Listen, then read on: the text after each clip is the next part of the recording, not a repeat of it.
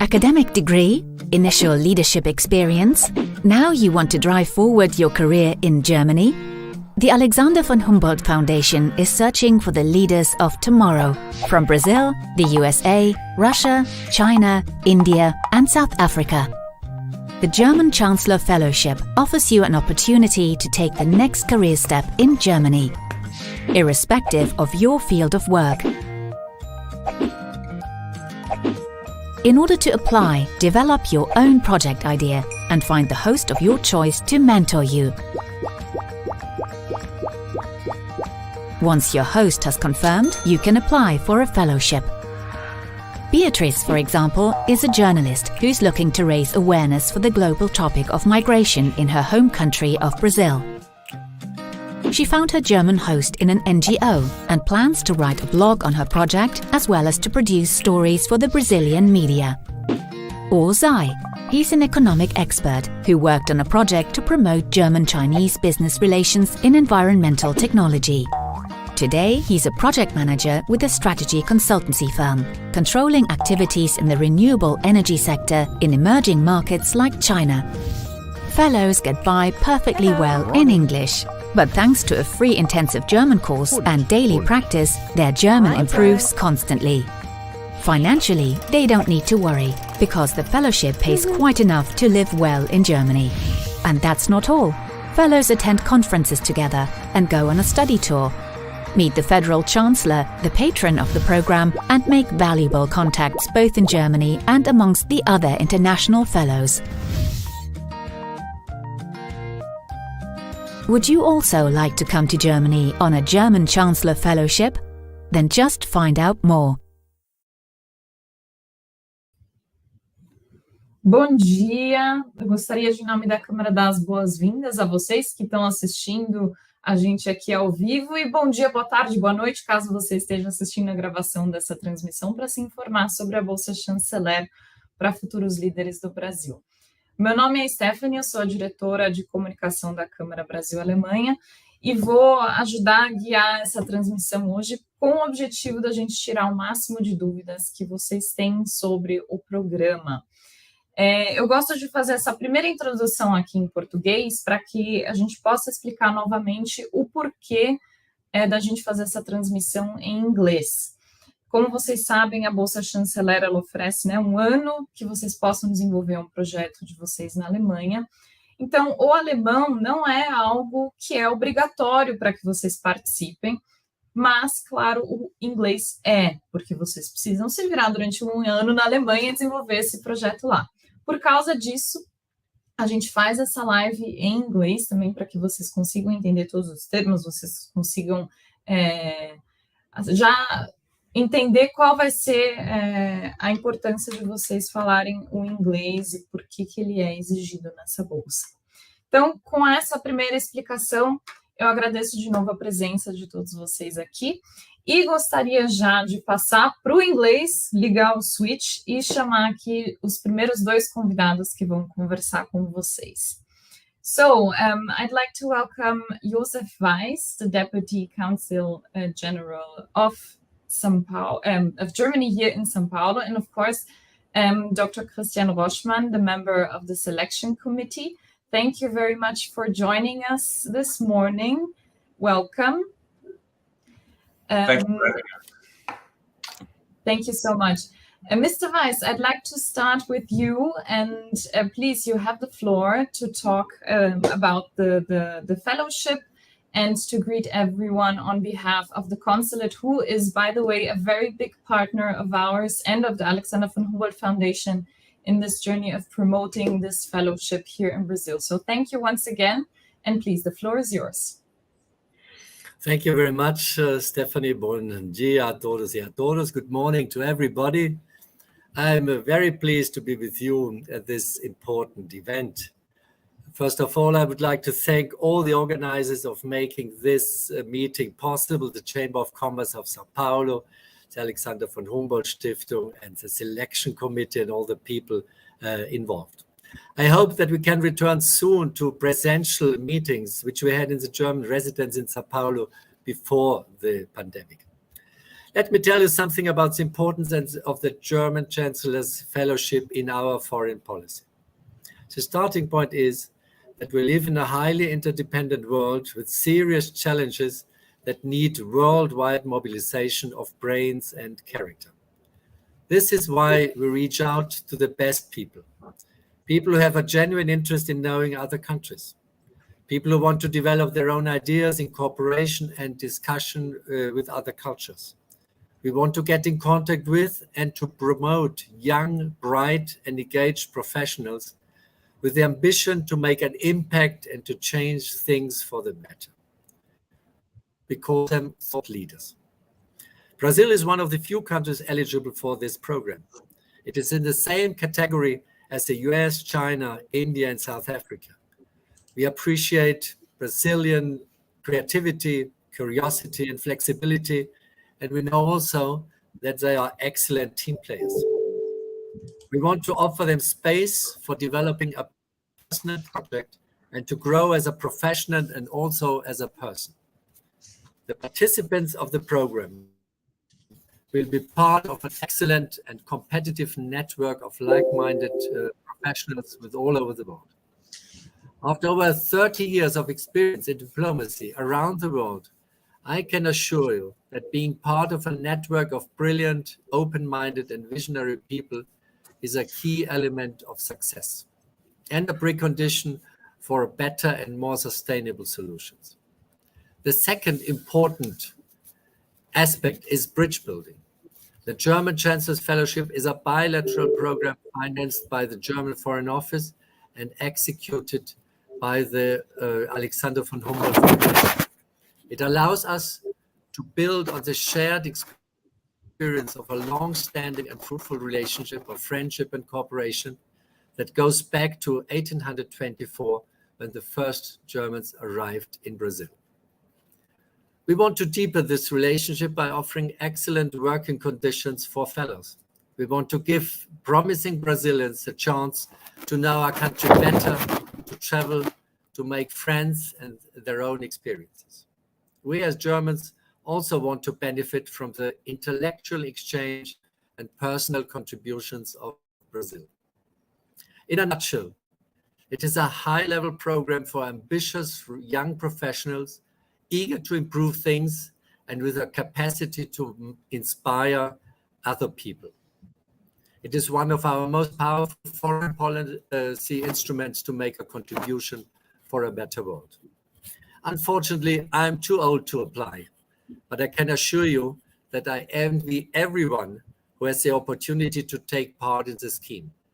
All I've heard from participants strengthens my conviction that this is one of the best foreign policy instruments Germany has on offer. Let me conclude by wishing all the best for the event and by encouraging our young Brazilian friends to massively apply for the Bundeskanzlerstipendium with self-confidence and conviction. Thank you very much. Thank you so much, Mr. Weiss. It's always very interesting to have you as consulate here and to acknowledge the importance of this program and the opportunity that these young Brazilians have and how they can use it at most and why they should use it. And I think this why is also something that Dr. Roschmann could tell us. He's the member of the selection committee.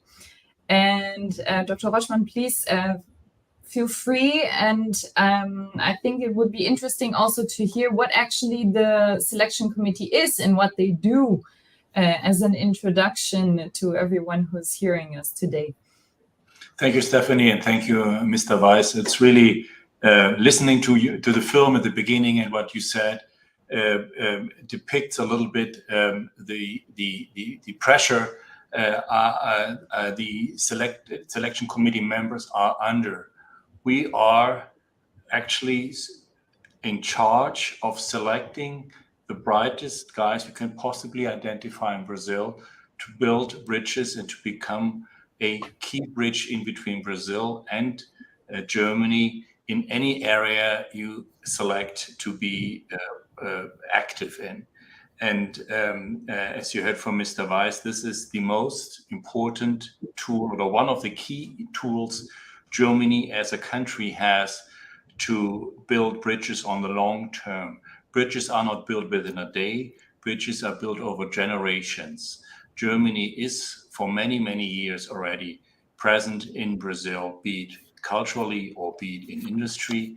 And the program, I think, started in the early 90s, beginning with the United States, and then developed over time into other countries, and for the last 5 or 7 years also including people from Brazil. And this is a long-term program where we are, I'm one of the 5 members of the selection committee who are not in charge, but who are asked to possibly identify the best fits of individuals who fit that program. And as you will have heard, it doesn't matter which area of expertise you are in.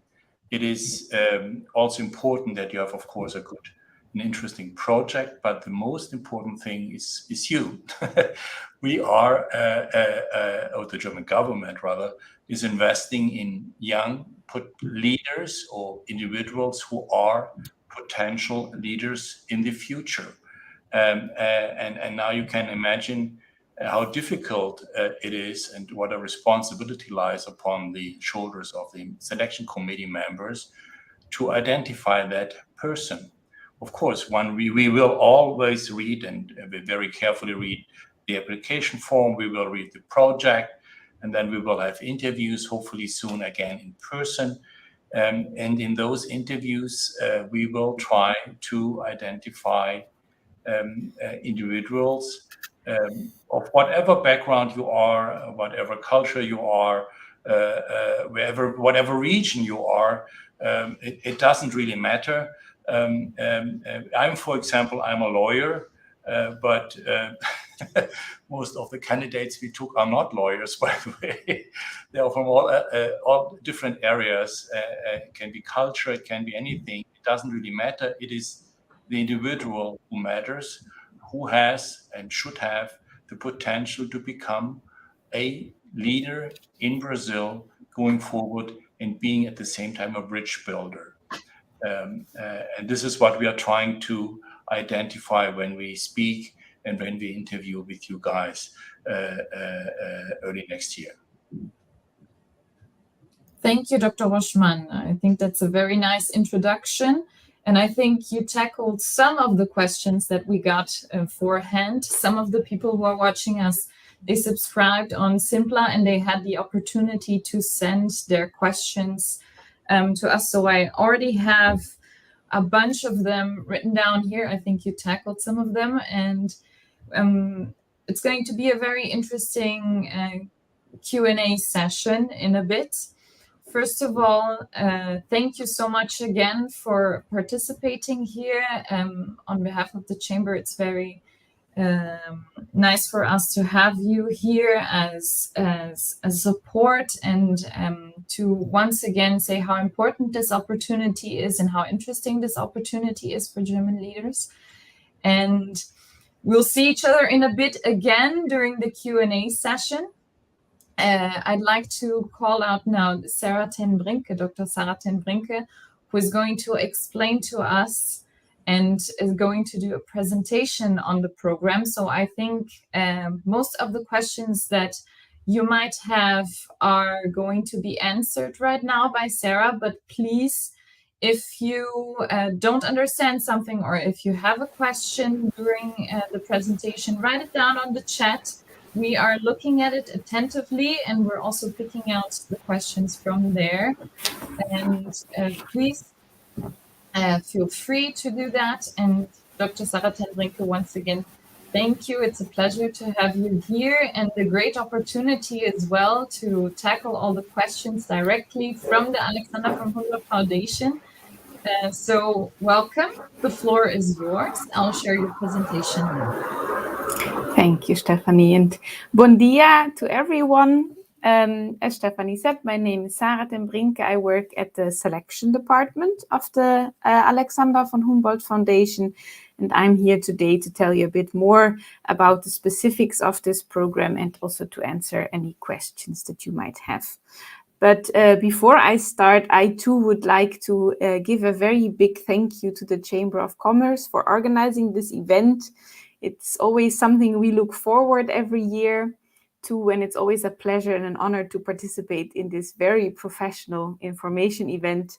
And I am very sure that we would never reach as many talented young Brazilian leaders if it were not for the support of the German Chamber of Commerce in São Paulo. So thank you very much for organizing this and for having me here today. So I would like to start to tell you a very little bit about the foundation that hosts this program, the Alexander von Humboldt Foundation. We are named after Alexander von Humboldt, who lived in the 18th and 19th centuries and who was a famous German scholar. Maybe you have heard already about him. He was also in South America on a big trip. And he was also very known for his engagement in supporting younger scholars within their career development. And that's why the name fits very well to our foundation. We exist in our current form since 1953, and we are given the task, as already addressed before, by different German federal government agencies to identify and fund the best international researchers and young leaders, and to invite them to come to Germany. And for us as a foundation, the idea of the network is very central to our work. And we want our alumni not only to stay in touch with us and with their hosts in Germany, but also with each other and to form connections with people from all over the world. And that's why we also put a lot of support in the alumni programs that we have. And our network by now counts about 30,000 Humboldtians, as we call them, who are all over the world. And that's a very special network that we cherish. And although most of our programs and most of the people we sponsor are academics and scientists, we also have one very special program which is not necessarily for scientists and academics, but is for future young leaders. And that's the German Chancellor Fellowship, and that's what I want to tell you a bit more about today. So, as I said, the idea of the network is very central to our work. And here you can see our specific German Chancellor Fellowship network. And you can see that by now we have already almost 700, or I think more than 700 alumni. And as Mr. Roschmann also already addressed, the program developed from country to country. It was gradually extended, and that explains why the numbers are different per country. And you can see the US has most alumni because it's been going on there the longest. And as you maybe can see, South Africa does not have alumni yet. We have the first fellows from South Africa at the moment in Germany, but we don't have fellows yet, alumni yet. Brazil joined in 2013 together with India. And at the moment, we already have over 50 alumni in Brazil. And this is something that I want to point out to you. These are people who you can try to connect with. And if you have questions or if you need help, because they have gone through it and they know the experience. And we are also very happy that we have two of them here today with us who will also join their experiences. Because I think that's also very valuable because they are the people who actually went through it and can tell you about it. So please feel free to reach out to them. So who are we looking for? We are looking for accomplished young professionals and promising university graduates.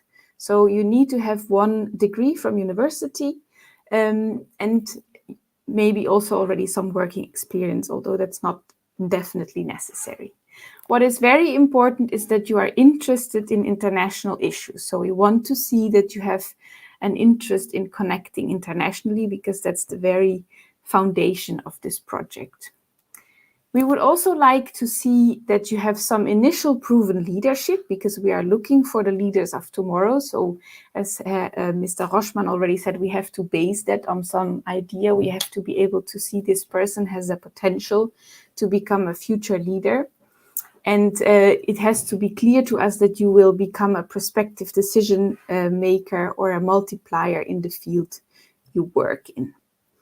And about this field you work in, this is actually one of my favorite things about the program, is that there is no limitations what field you can come from.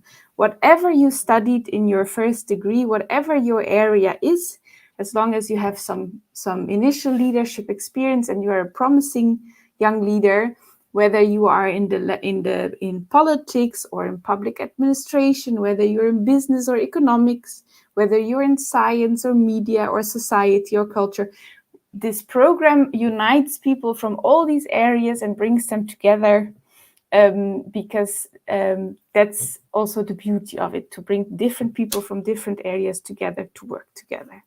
So that's very nice that there's no restriction whatsoever where you come from. The only important thing is that you have one university degree. So I would like to tell you something about the financial benefits of the fellowship.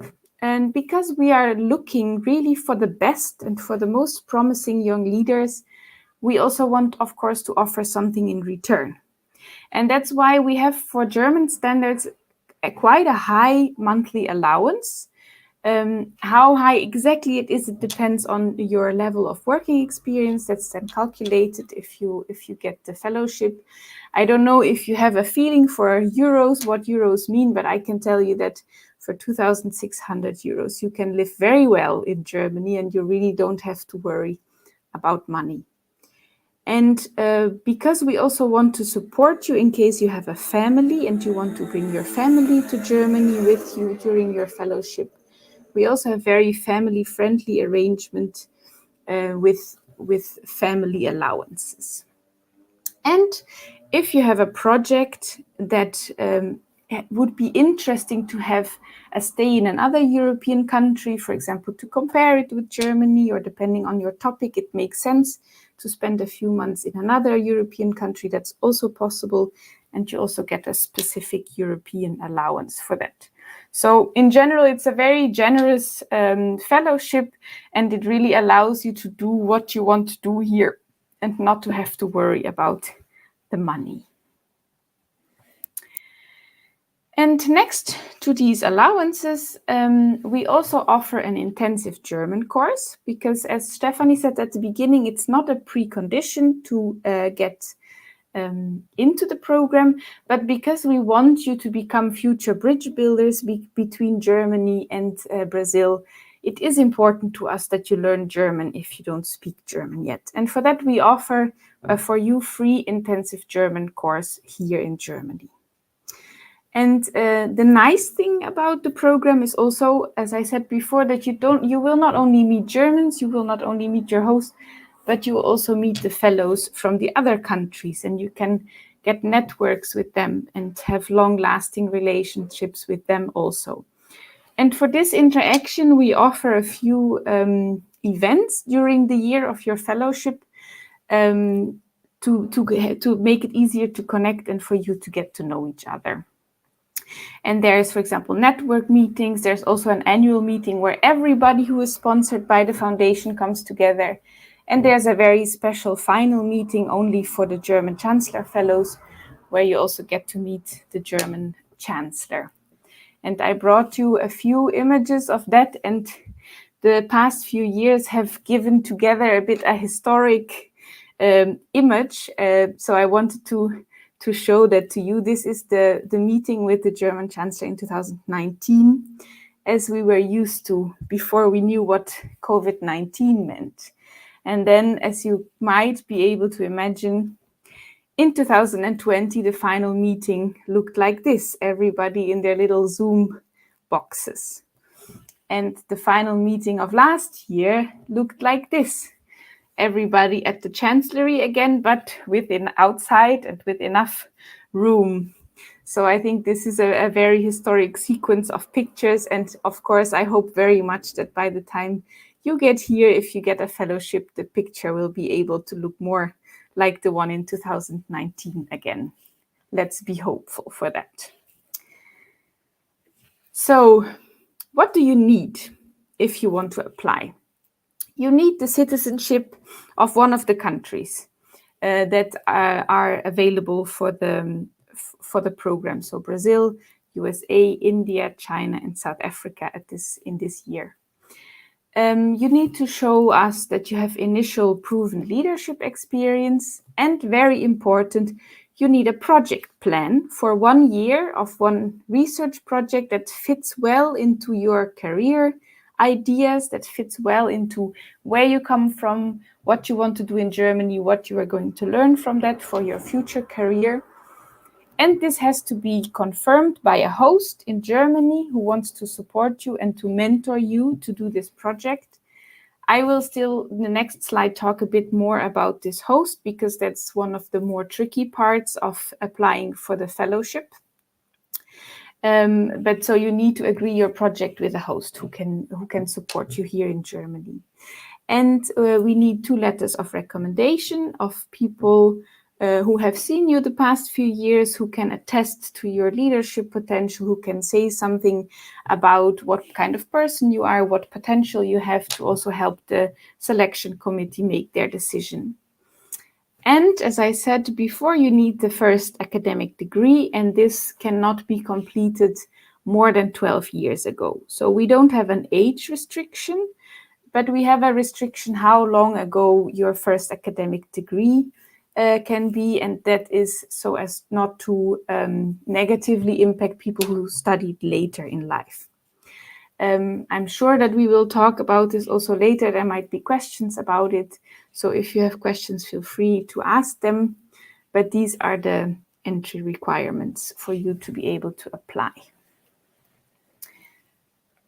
So as I said, a bit more information about the host. You need to find a person in Germany who says, yeah, this is an interesting project, I want to support this person. A host can be anybody who works in a public or private institution in Germany, but they must be related to your area of your project, because they will be like a mentor who will help you if you have difficulties, who will connect you with other people in Germany, and who will support you content-wise to realize your project. So that is important. And it is also one of the most difficult parts of applying, because of course it's not always so easy if you don't have networks in Germany yet, if you don't know anybody in Germany, where do you start and how do you find them? So that's what we always put a bit more emphasis on to try to make you aware of this. And one of the very important things is to start as early as possible looking for a host. So this event this year is a bit later than normally, because we didn't want it to be in the middle of the Brazilian holidays. But if you want to apply this year, we recommend very much that you try to find a host as soon as possible, that you start reaching out to people, because we are also going to the German holidays now, so it might take a bit longer before people reply to emails. So that is important. Start as early as possible. And there is also some help for you in finding a host, for example, on our website, which you see the link here, and I'm sure that we can also post it in the chat. We have a page with examples of institutions where hosts worked from previous fellows.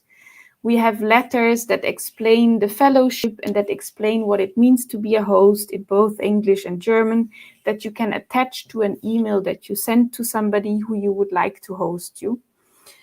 And as I said, there are quite many alumni in Brazil already. I know that there are also LinkedIn and Facebook pages. Maybe then our alumni who are here today can also say something about that. You can reach out to them and ask how they did it, with whether they have connections or ideas, whether they can help you find somebody in Germany. And what you can also think of is, if you know somebody who works at a German company in Brazil, you can try to reach out to them and see whether they can connect you to somebody with the sister company in Germany, or whether they have connections to Germany. So these are a few tips on how you can find a host. But I'm quite sure that we will talk about this more also later with Bárbara and Beth, who are here as our alumni today. So I'm getting to the end of my presentation. I still wanted to show you something which looks very complicated, but just so that you have an idea of the timeline.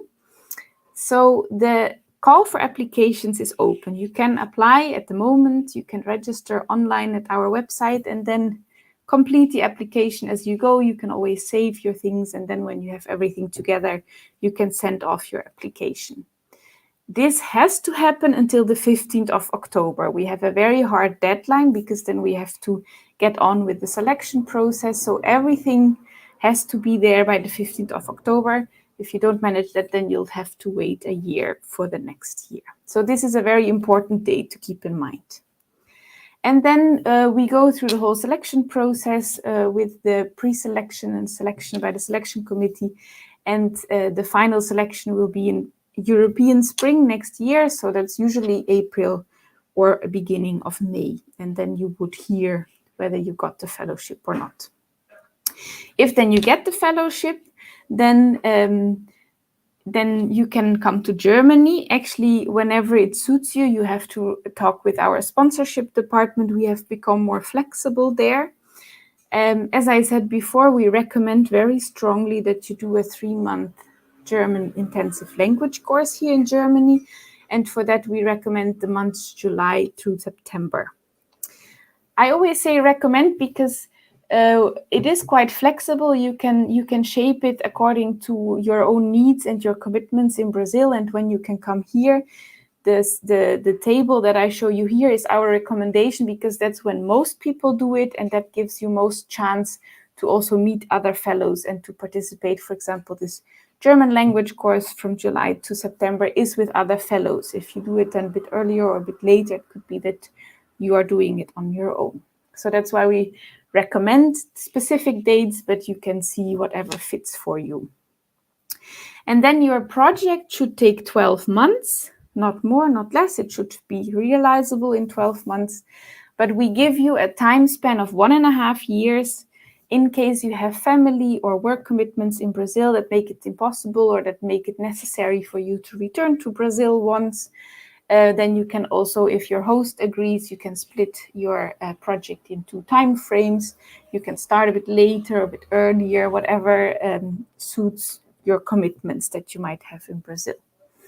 The recommendation here again is to start in October and do it until the next September, because that also fits very well with the group activities that I talked about, which is there's an opening conference when everybody is there, which is in November.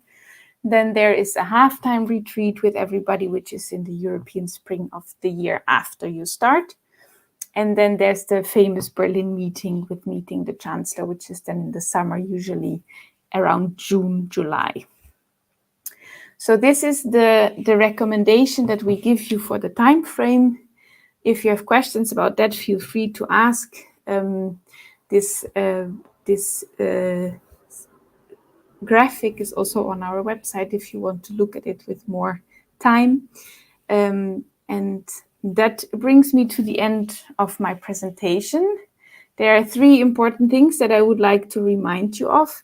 The first is the application deadline, which is the 15th of October. So please don't forget about that you have to have everything until then.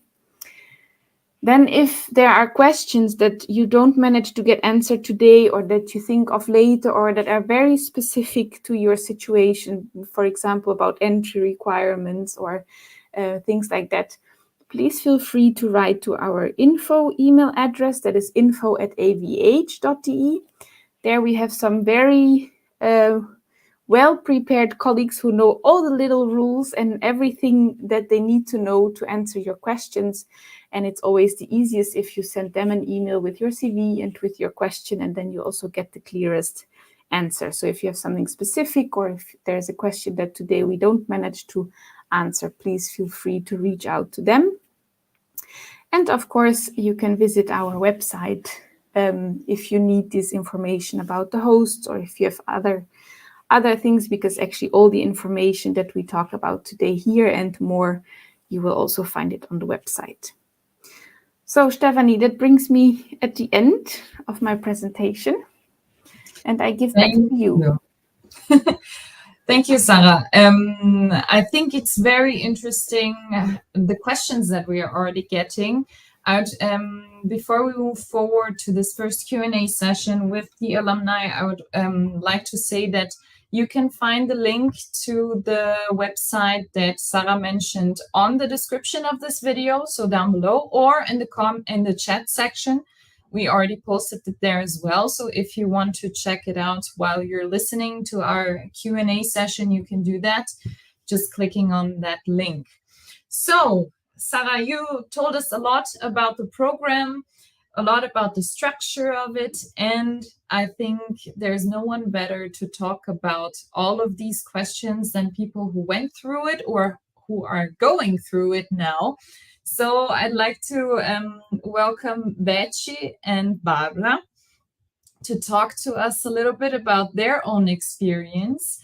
So Beth is actually from Ceará and lives in Salvador, right? She was a fellow in 2018 and 2019. And Bárbara is from Minas Gerais, from BH, and is currently in Frankfurt. So we are having a very international event with Sara and Bárbara here, and is developing the program still. So she's still in the process. So if you guys have already questions for alumni or people who are going through it, this is the time for it. I'd like to thank you for your time, Beth and Bárbara, as well. And I would like to hear a little bit about how you got to know the program, first of all, and how your experience was to select an area or a project that you wanted to develop. Beth, do you want to start? Yes, it's a pleasure. Hi, everybody. It's always great to be here, attending to this invitation of Alexander von Humboldt Foundation. Sara, it was great watching your presentation because it brought me so many beautiful memories about my fellowship. It was such a life-changing experience. And I was glad to see that despite the pandemic, the program shaped itself to guarantee this life-changing experience to the current fellows. And so I was a fellow in 2018-19, as Stephanie said. I am a arts manager, a cultural manager. I worked here in Salvador in a program of youth orchestras until 2018.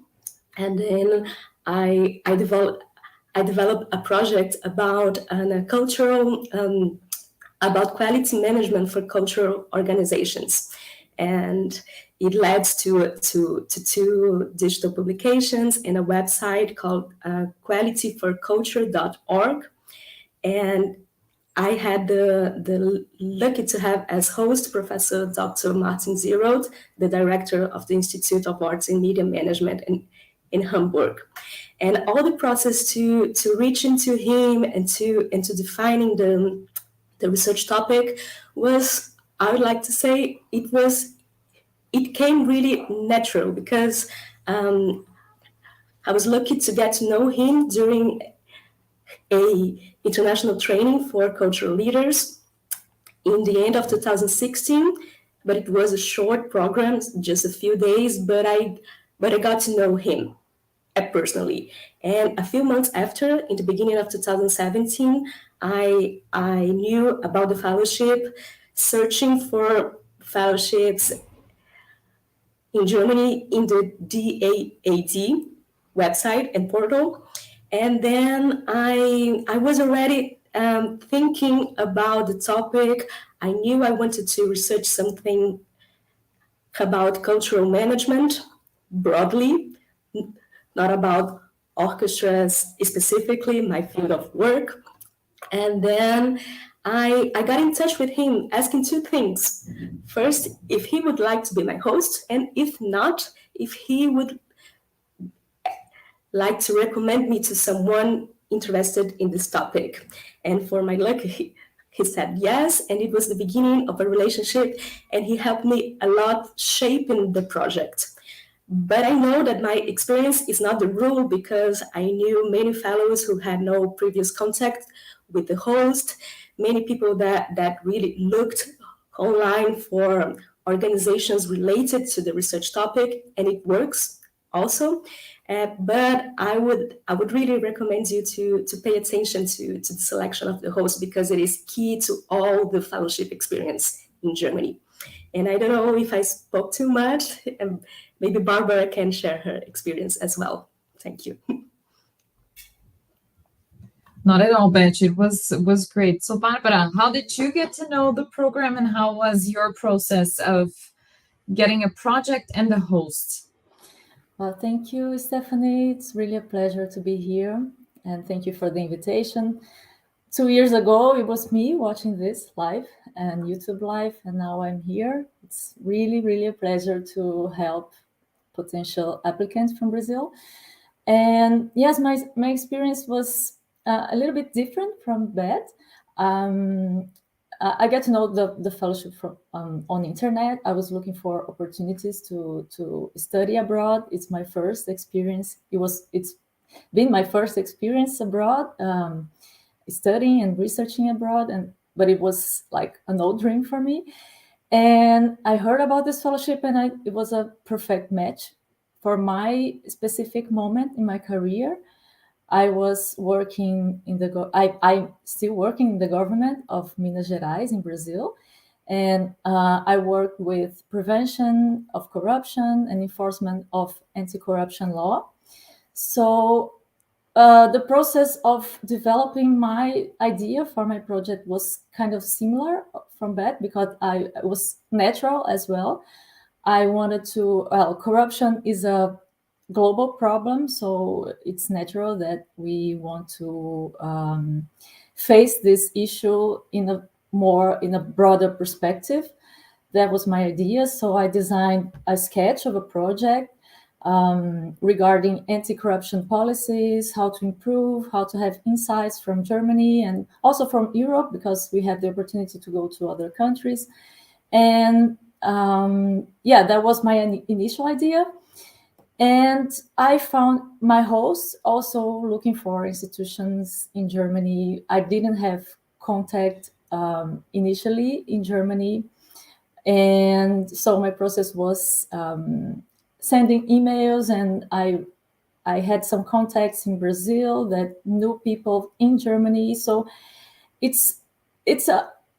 this process of finding a host is already part of the procedure, because you already show that you have some leadership skills. You have to find this host. You have to send emails. I think I sent more than 20 emails, and the professor, my host, Professor Christoph Buschat from the Goethe University, he accepted.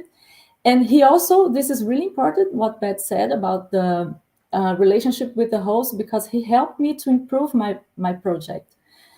And because we are talking about a professional exchange, but it's still a research, and it's Humboldt Foundation. So we need to have a very good, consistent project with methodology and objectives and outputs and impact to society. So he helped me a lot to improve, to be more focused on my project. So I'm now studying focused on corporate liability for corruption. And yes, that was my creativity process of designing my project and finding the host. I'm looking forward to answering other questions that may have here. Thank you, Barbara. Interesting to see how the different processes went with looking for a host. Sara, I would like to ask you a question, just so that we can clear this topic of the host, because it was a question that we got beforehand. It was a question from Carlos Eduardo. He's from São Paulo, and he was asking, can the host be an individual, or does it has to be someone or that is related to an entity, or does it has to be an institution and a university? How can we define that? Because I already saw some questions on the chat as well. I think this would be nice for us to clear up. Yeah, thank you. That's a very important question and very important to answer. I also wanted to say we have by chance now here 2 people who are hosted by a university professor, but that's not necessarily whatsoever. What is very important is the host is always an individual. So we use the word host, but actually the word mentor would be better. So it's always a person that commits to hosting you. but this person has to be embedded in a German institution. So they don't, I also saw it in the comments, they don't have to be German by nationality. They can also be any other nationality, but they have to work for a German institution. And that is because, I don't know if you saw it in my presentation, but host institutions also get a support for offering you an office or offering you whatever. They also get some money for that. And that we cannot pay that to a person. We have to pay that to an institution. And that's why you have to think of the host. The host is a person, but has to be embedded in an institution, has to have a job at an institution. But this can also be an own organization of this person. They can have their own business that also works. They can work in a very big institution. That doesn't matter. They just need to have some legal form of working in Germany. But the host is always a person. So you don't write to Siemens and you say, can Siemens host me? You write to a person who works for Siemens and you say, can you host me? So that's very important. And it doesn't have to be a professor. We also have artists, we have NGO workers, we have all kind of different people hosting fellows. So I hope that answers the question. Thank you, Sara. And before I call Dr. Roschmann back to our Q&A, I would like to do a quick question to Barbara and Beth about German. Did you guys speak German before you went to the fellowship? Ein bisschen, a little bit. A little bit. I have studied by my own initiative. I took a year course in the Goethe Institute here in Salvador because I was so eager to get this fellowship that I thought that maybe this could be a benefit for me. And it was indeed, because when I went to Germany, I would say that my level increased a little bit faster during the 3 months of intensive German course. So I could speak a little bit of German, even though I developed my project in English and also in Portuguese. Having some command of German was really important for me to take lessons at the university because they granted me the free access to all the seminars. Also to solve some bureaucratic problems and to take part in the cultural life in Hamburg, so I could go to events and plays and movies. So it was really important and make some friendships as well. But it's the same for you, Barbara. No, unfortunately not. I started from scratch. But when I heard about, when I knew that I was approved, I immediately start a German course. But I highly recommend starting as soon as possible because it's knowledge. It's something that you won't waste anyway. So just start, and because it really helps. I regret so much not beginning before because I'm learning, of course, but the foundation pays for us the intensive course, and afterwards we can continue to study German. But it's super hard, as you probably know. And yes, so start as soon as you can.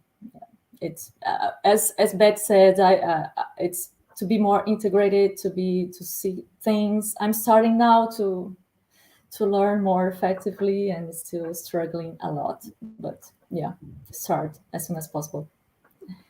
Well, congratulations to both of you for doing this and for learning German. It is really not a very easy language, but it's a very interesting language to learn, I think, especially in some areas where you have German authors that are very, very known. And so if you can read that in the original, it's also very interesting. So I'd like to add Dr.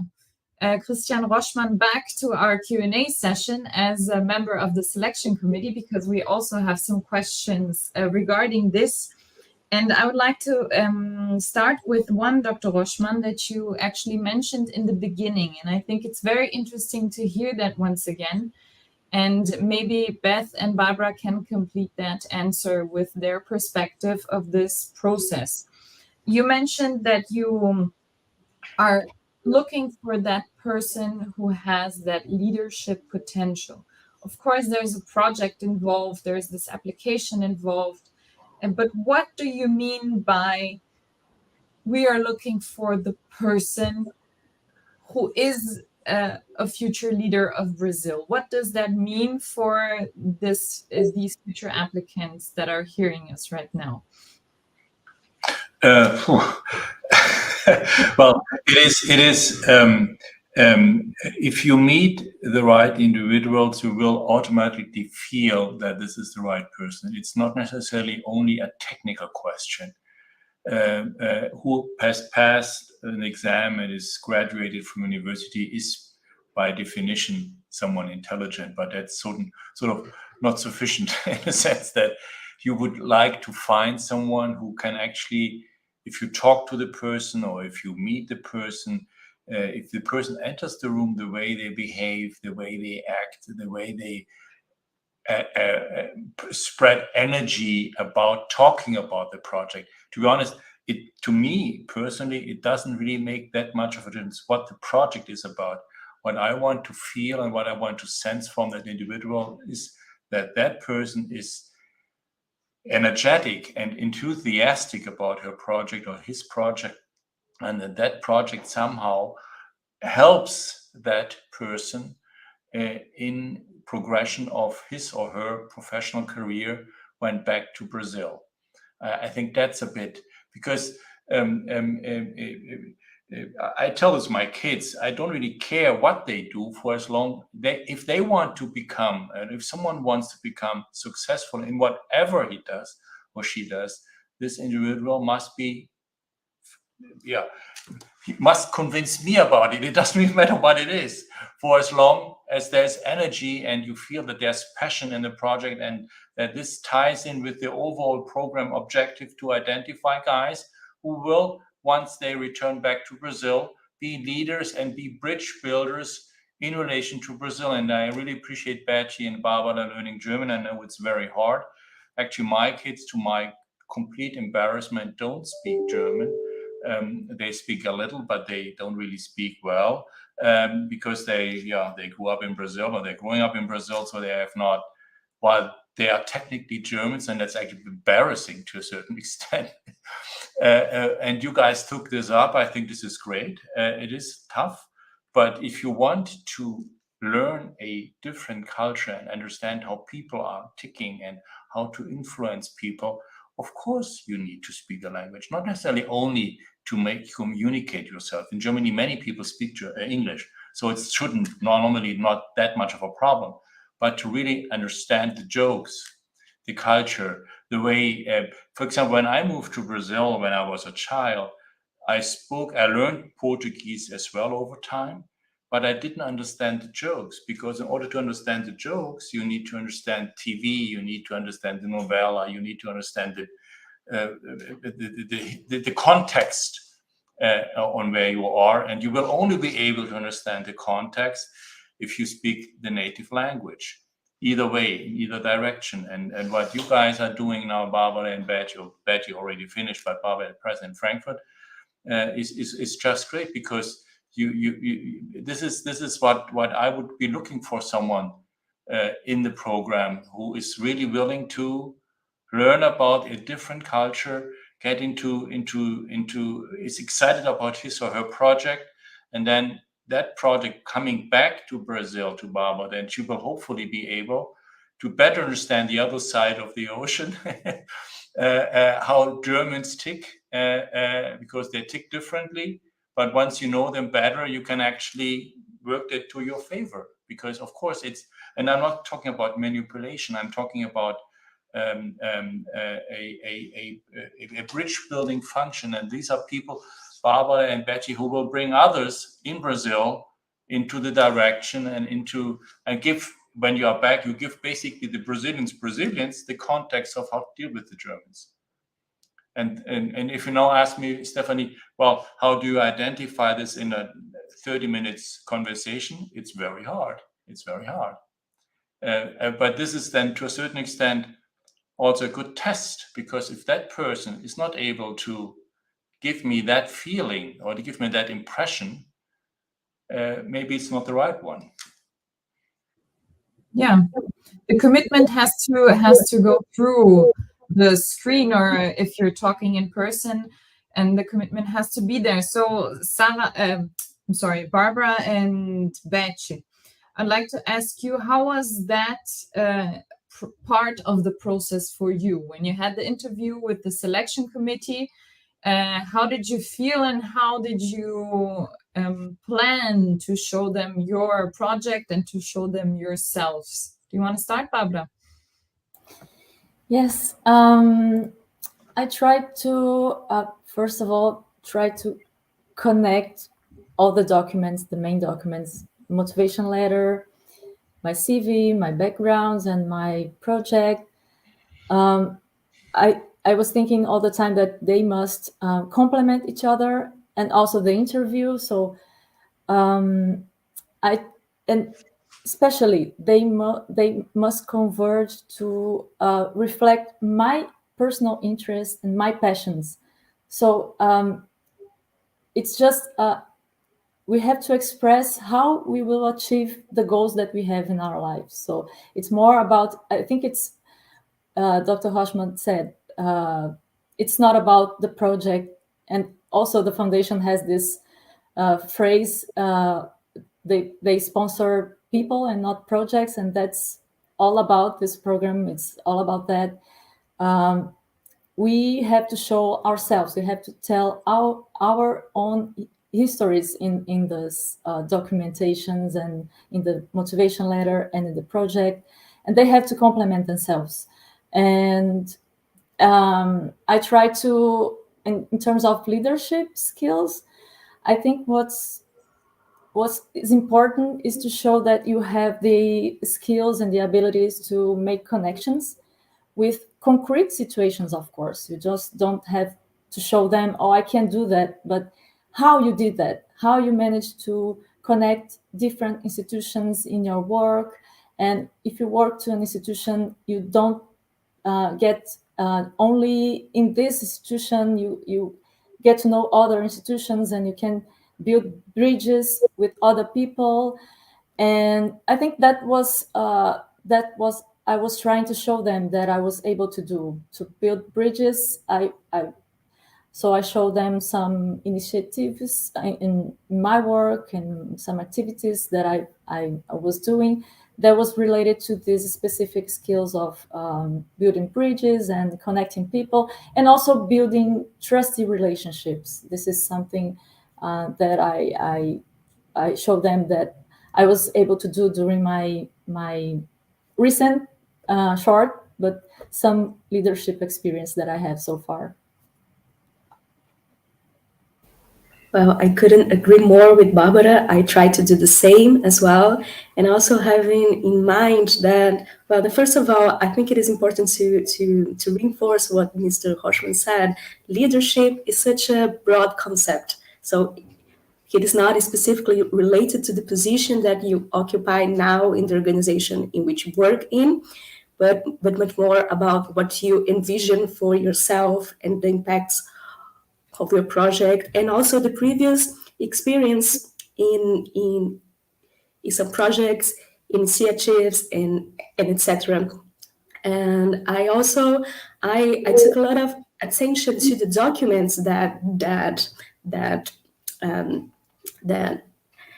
are also part of the selection, because the interview is like the last phase. But before this, they analyze whatever you submit to them. So you have really to pay attention, as Barbara said, to the connection between the presentation letter, who you choose, who you invite not to write the other letters, what your host says about you, and also all the documents that you apply to confirm your experience. So it has all to be related, and also pay attention to the translation times, because you have to translate this either to English or German. It takes some time, so don't leave this to the last minute.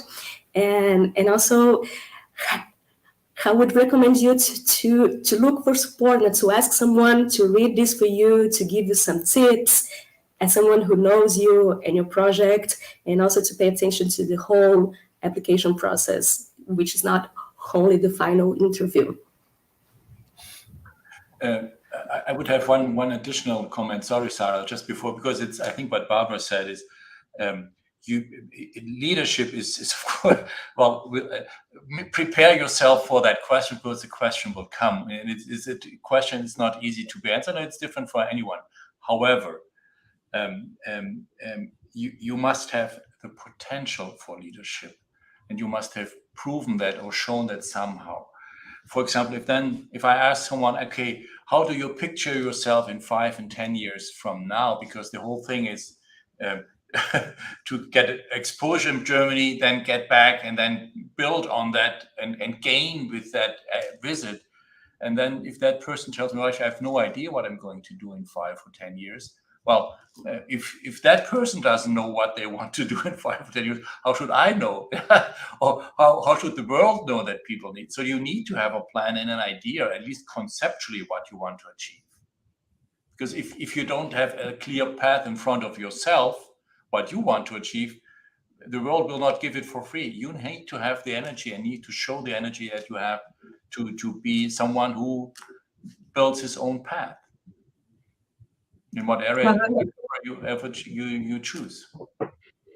Sara, you wanted to compliment also?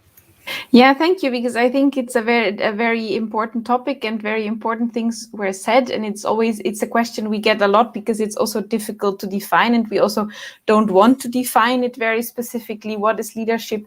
I just wanted to make a few comments, maybe to make it a bit more concrete.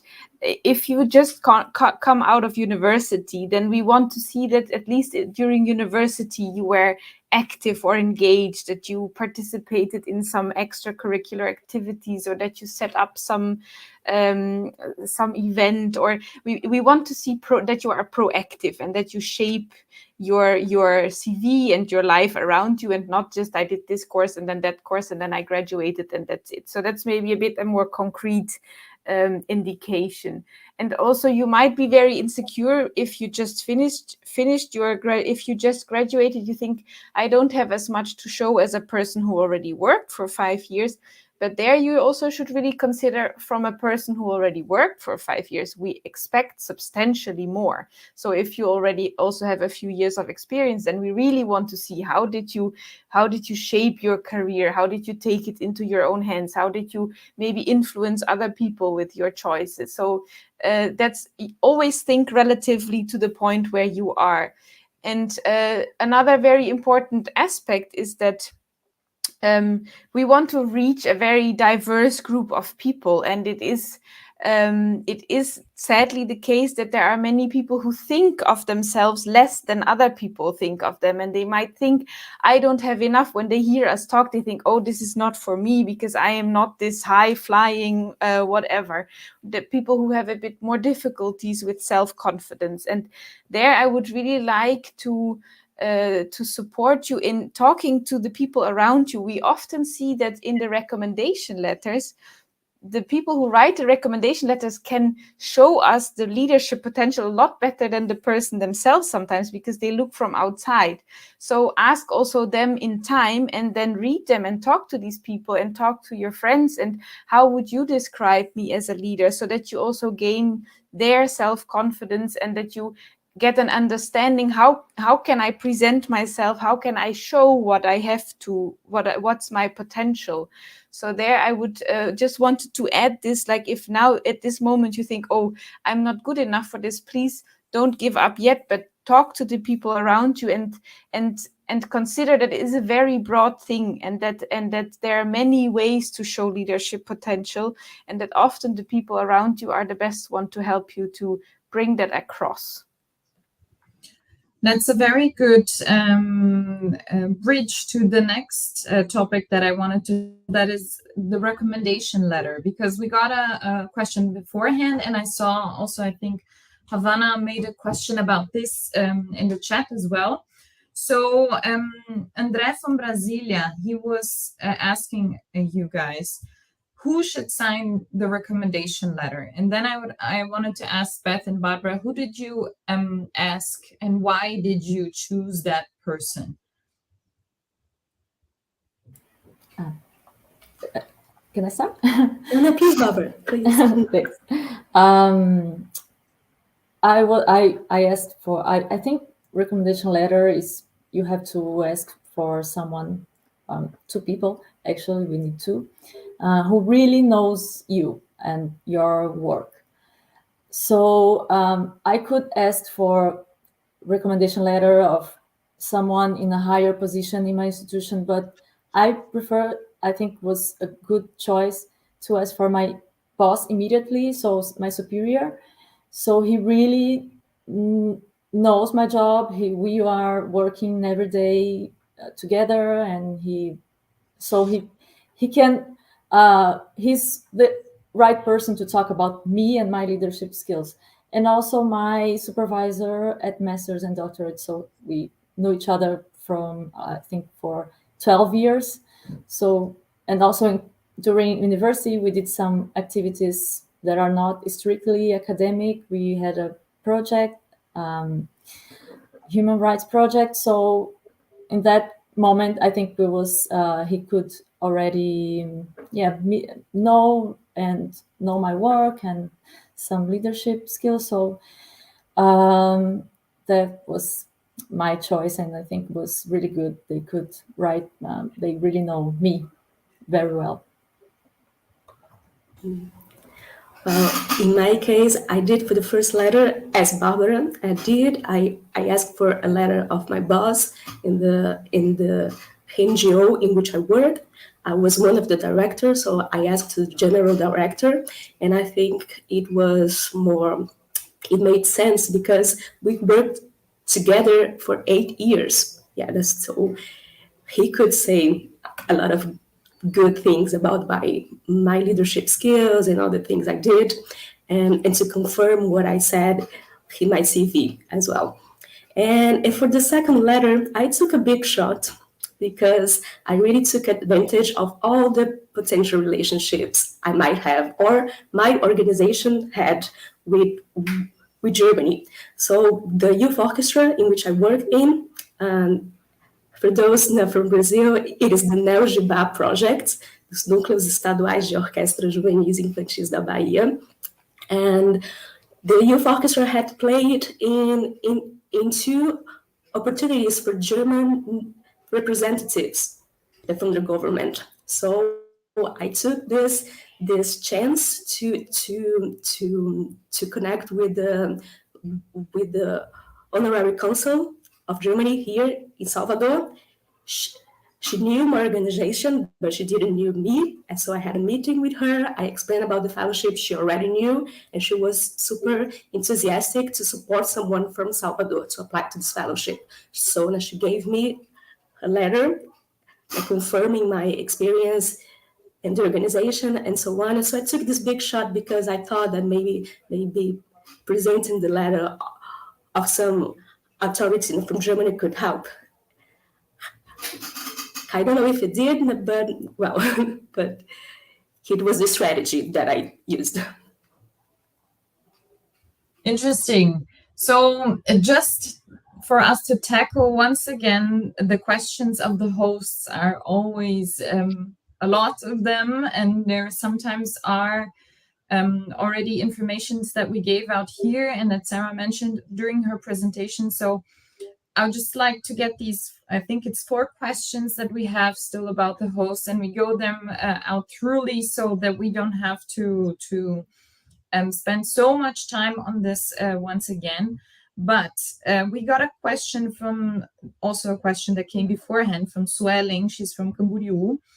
And she asked us if the host can be anyone related to the field that she's going to do the project in. So, Sara, you mentioned this. It would be highly recommended that it would be someone that is related to the project, so that you have a situation like Beth and Barbara, that the host also helps you developing and shaping your project during this 1 year that you're doing it in Germany. So, yes, and I think Sara also mentioned before, we had a question about, does it have to be a German person or not? It just has to be an individual that's linked to an institution, an NGO, a university in Germany. So I think this answers, 2 or 3 questions as well in the chat. And I think the last question was about projects if they need to be related to a specific city in Germany. And so, Sarah, the answer is no, right? Correct. So you can pick any city in Germany, whatever makes sense for your project. Of course, it doesn't make sense if you're writing about Bavaria that you live in Berlin. But as long as it makes sense for your project, you can be anywhere in Germany. Yeah. Okay, so I think we tackled all the questions about the host, but once again, Sarah mentioned this, and I'd like to do this again. This email address that you're seeing here on the screen, info@avh.de, is the email that you can send your questions. There's a team that will answer this to you. So if you have further questions about the host, you can also find some more information on the website of the AVH. So we can move on to other topics, such as, I think this is interesting to mention again, Sarah, you did this in the presentation. I'd like to go into that. So people who can apply. There have been some questions about degrees and how long. So if you could sum up that once again, I think it would be very interesting for people to hear. Maybe they got in after your presentation to the live. So, yeah. Yeah, so you can apply up to 12 years after you finished your first degree. And this date is, we count the date when you would start your fellowship. So the 1st of October of the year that you would start, and we count 12 years back from that. I would like to point out that if you have children, or if you had a sickness for some time or had to take care of a very sick relative, then I would very much recommend that you write to this email, info@avh.de, because we have some possibilities to discount times that you were not able to work. And then sometimes you are also eligible, even though it's a bit longer than these 12 years. But in general, it counts your first bachelor in Brazil, and then 12 years afterwards. It cannot be more than 12 before you start then the fellowship. And we also always show on our website, when you look, we show like, okay, if you're applying this year, then we use this date to calculate that. Thank you. I would also like to put on a question here that we got from the chat from Joyce. It's, I think, an interesting question. I don't remember that we had such a question before. So she wants to know if the applicants can have a full-time job in Germany during the fellowship program. Is this possible? Is this I guess that's for me even? the question. No, we really want you, and I think Barbara and Beth will also agree with this. We want you to be fully present in the project for your fellowship. So that's why we also say your project has to be doable in 12 months. And really has to bring about something, and we don't believe that this is possible next to a full-time job. So, and we also pay very well, so you also don't need to have a job. So it is not possible to do a fellowship next to a full-time job. Also not in Brazil. You cannot have a job in Brazil still and do the fellowship in Germany. I wanted to go into that topic again, Sarah, that you just mentioned, of the financial help that you give, because we also had a questions about potential applicants who have a family. And if you could go into this information again, I think it would be very helpful. Yeah, so in general, there are lump sums for people who bring their spouse and their children, also to pay for the travel costs and for the costs they have here. I don't know, Barbara or Beth, did you have children or did you bring a partner? No. But I think it's a bit specific for me to tell you now exactly what everything is possible, because it also depends on whether your partner has a job and how old your children are and stuff like that. But please feel free to look also in the program information and on our website. And if that's still not clear to you and you really want to know specific, like if I bring my 2 children who are this and this old and my partner who is this in this situation, then please also write to this email address, because I think that will give you more the specific answer that you need than I can do now. But in general, there is always support for family members who are traveling alone. Which ties in with what you answered in the first question. It's not possible to work full-time while you get the scholarship. So the scholarship is in essence paying your expenses so that you can live well. And if you have children or relatives you want to take along, I think they will be well taken care of, such that someone who wants to do that can actually have a good living in Germany while there. That's the whole purpose of it. Thank you, Dr. Roschmann. Case by case basis, because the situations are different. Thank you. I would also like to ask you, Dr. Roschmann, we have here two examples of projects, one in the culture area, one in the anti-corruption area. Have you, during these last 2 years in this pandemic scenario, are there any projects or areas that are more visible in projects, or how has it been? No, it's very diverse, and I think one of the things I like being a part, and I'm honored by being part of the selection committee, is actually one. You meet a lot of very interesting people. It's very diverse, and you learn a lot about stuff I would never ever have thought of, because I'm of course embedded in my little world. But this opens really the mind to other stuff, which I find very, very interesting and enriching. It goes from a particular culture to a city. There were so many interesting projects.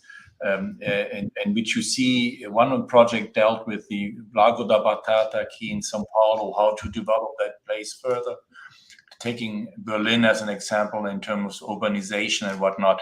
So that's stuff which I personally find very interesting. Or in Salvador, we had a couple of projects also, in particular on the cultural area of things, music, and that's why. I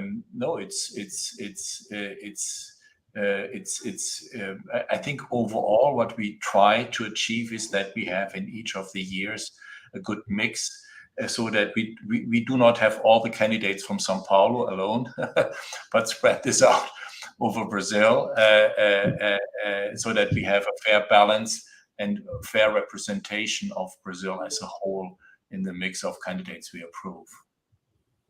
I think this is a very interesting topic for us to talk about as well, because this is important for the Alexander von Humboldt Foundation, from what we understand, Sara, as well, that we have representatives from all over Brazil and from all different areas. And this is also one of our tasks here as a supporter of this program and to promote this program here in Brazil.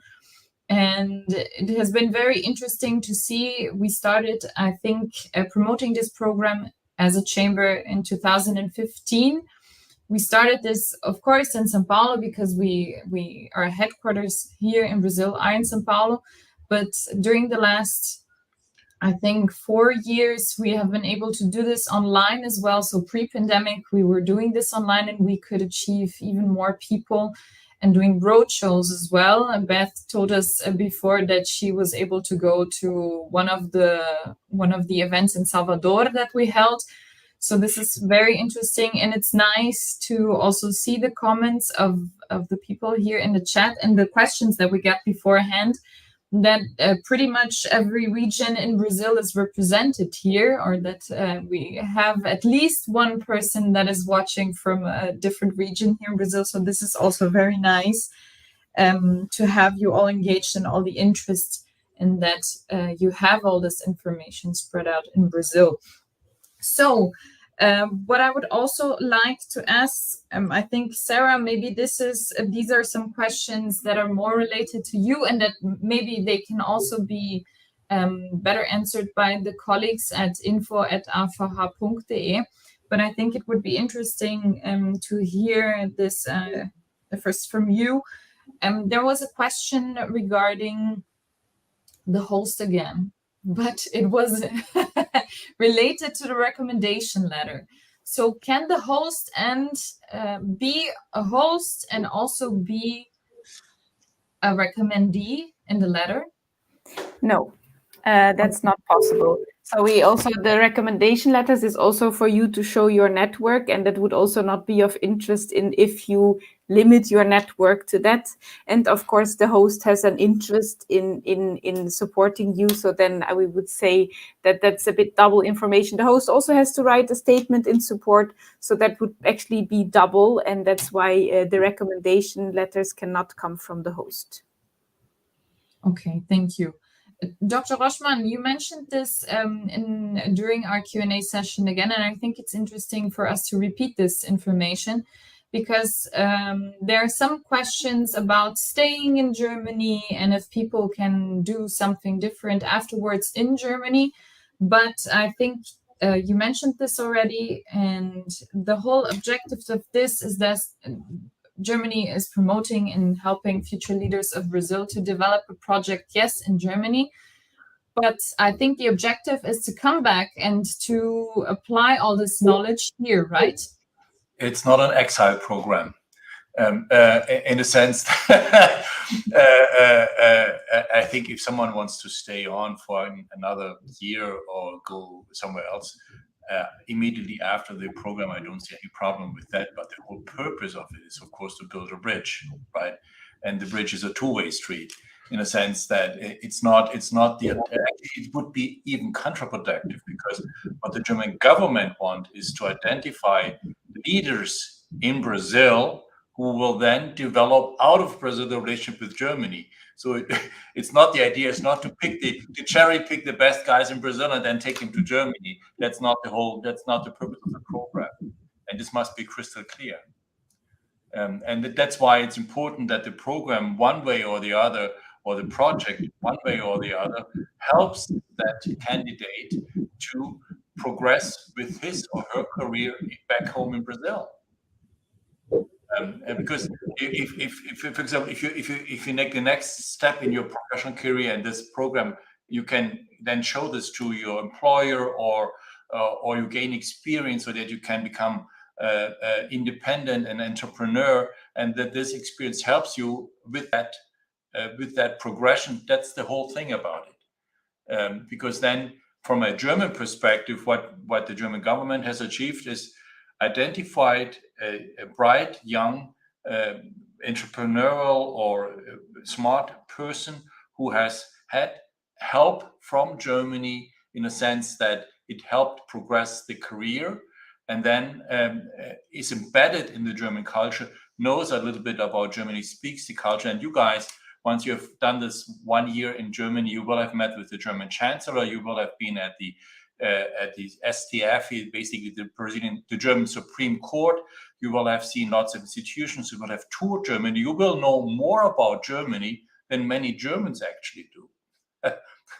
Because when you live in your own country, you often do not travel or do not really go into those details. So, and with that luggage coming back to Brazil, the whole purpose is then that these individuals have a certain affinity with Germany and will start acting as a bridge builder in relation to Germany out of Brazil.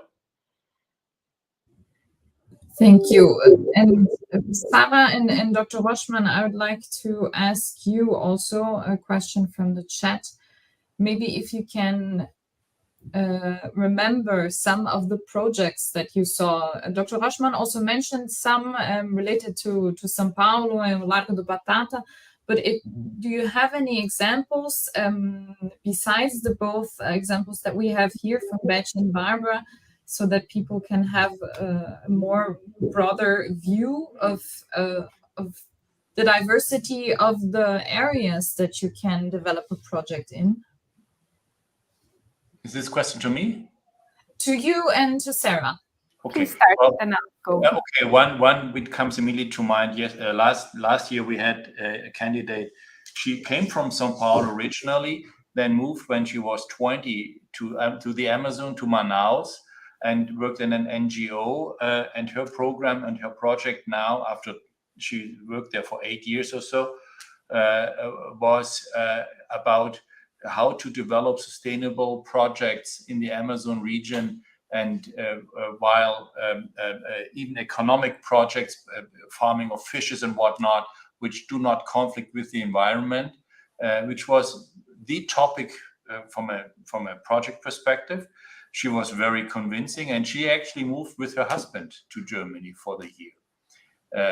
And she had a child as well. So this was, and she was technically originally from São Paulo, but lived for the last 10 years or 8 years in the Amazon region on a quite, not even in Manaus, but actually upriver, was very, very interesting and very, very diverse, I guess, as well.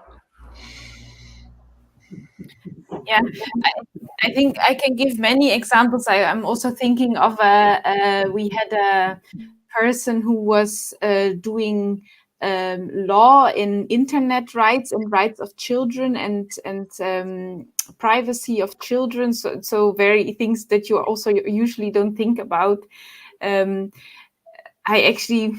There is such a variety. I thought what maybe would be more interesting for you, instead that I tell you now 3 projects, if you go on our website, and not the specific one for the German Chancellor Fellowship, but from the Alexander von Humboldt, you have a possibility to search our network. And there, I can also post a link in a bit. There you can filter the program. So then you could filter the German Chancellor Fellowship for Brazil, and then you can actually see what since 2014 everybody has been doing. You see the title of the project, you see their host, and I think that is maybe a more comprehensive and more interesting way to explore the projects. But yeah, you will see that there's very different projects. So I'll look up the link and I'll post it. Thank you. Well, we're moving to the end of our live transmission, but before we go, I would like to ask the 4 of you if you could give an advice to everyone that is watching and that are interested in applying. What would it be? A short advice that maybe you'd say, if someone said that to me when I was applying, or Sara and Dr. Roschmann, from your perspective as members of the selection committee, what would it be? Do you want to start, Barbara? Yeah, very simple advice would be to check the website and register, and just be familiar with the application process, look at the documents that are required, the questions. So, because some people just try to write and then put on the website, don't do that right away, because you can review the process, you can save it and go back. So do that the most that you can, as soon as possible. And also get in touch with former bookers, former fellows. So I did that. It worked really, really well for me. And reach us out on LinkedIn, for instance. I would advise to go to the Fellows in Portrait in the website, so you can see all the projects from each year, and maybe choose someone who has a project related to your idea. So get in touch with this person, with more than one, and get some help. Because this is all about, this fellowship is all about networking and support. So we are always very happy to help new applicants from Brazil, definitely.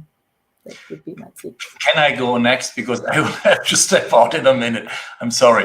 And then I leave you guys. Be passionate about your project, be passionate about your career, and show us that you have the energy to take this through. This is what I expect from someone who wants to win this scholarship. Betty, what about you? Yes, I would basically say the same. If you believe in your project, believe in yourself and go for it. And if you are not selected for the first time, you can apply again. And I know many fellows that applied twice, even 3 times, that they were selected, they were not approved, and then applied again because they believed in their project. And besides this, now there is this sentence I liked a lot, that good luck benefits the well-prepared people. So in order to have good luck in the selection, be well prepared. Pay attention to everything that is required. Take time to prepare a good project, to get good letters, to translate your documents, and go for it. Sara, final think remarks? This is all very good advice. Everything I also would have said maybe to. So I agree with everything. Start networking in time and take the application very seriously. Really read what are we asking of you and try to answer that, and not just some letter that you anyway already had.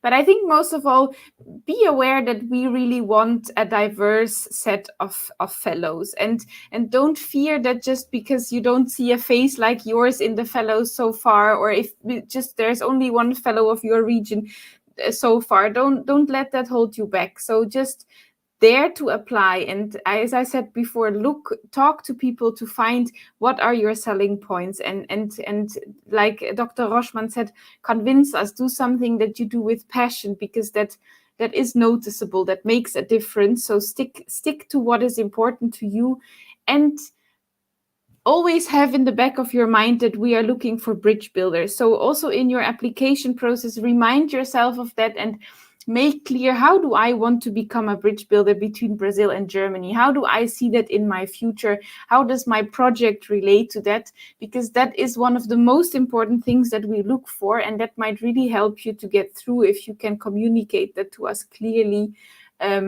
what you envision as a future bridge builder. So focus on that. Thank you very much. I think we had a lot of information here that is very useful for future applicants. I'd like to thank you once again, Sara, for your time, for being here, and for answering all the questions, for your presentation. Also, Beth and Barbara, for your time, for being here and talking about your experience. This is something that is very helpful for everyone that wants to be also a fellow. So thank you for taking your time.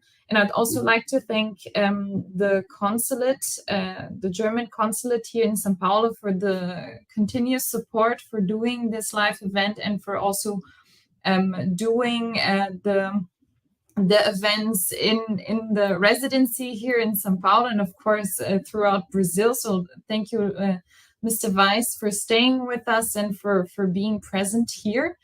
And of course, look once again at the website. The link is down below. It's in the chat. Also, if you have any specific questions, you can email the info@avh.de. And this live is going to be recorded, so you can also send this to someone that maybe wasn't able to watch it now live. So you can do this, of course, send the link to your friends or to a person who you think is could be interesting. And we're also going to post the link that Sara mentioned in a bit. So the link for you to search for other projects and for other areas that the foundation is active in. So I hope you had a good time, that you also had fun listening to us today, and that we could help you. And we wish you all very good luck in applying for the German Chancellor Fellowship. And we will see each other again probably next year, but hopefully we will talk to each other during this period. So thank you once more, and have a good day. Bye-bye. Thank you.